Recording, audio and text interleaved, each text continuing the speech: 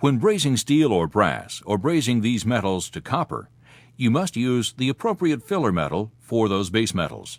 Never use a phosphorus-bearing alloy to braze steel. The joint will be brittle.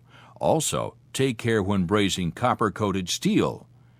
If in doubt, use a silver brazing alloy. You'll need to use a chemical flux with these base metals to dissolve oxides and prevent them from reforming during heating.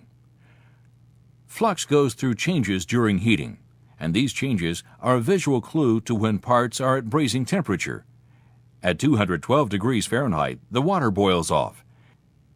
At about 600 degrees Fahrenheit, the flux begins to bubble, and at 800 degrees Fahrenheit, it starts to melt and become active. Notice the clear protected area under the flux. At approximately 1100 degrees Fahrenheit, the flux is clear, and we're ready to apply our filler metal. When brazing copper to steel, remember, steel does not conduct heat as rapidly as copper. Generally, directing more heat to the copper will bring both pieces up to temperature. Watch the flux to ensure the parts are getting even heat. As in all brazing jobs, as you add filler metal, watch for it to be pulled into the joint. It's important to remove flux residue from brazed assemblies. After brazing, wipe the joint thoroughly with a wet rag.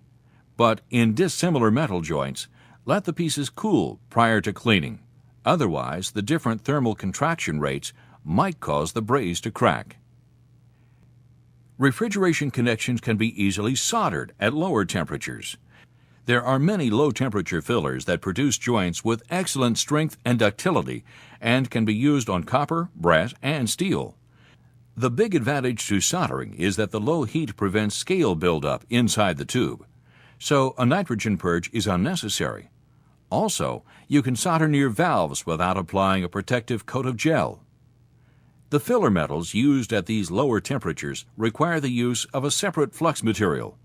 Be sure to clean all flux residue from the joints when finished.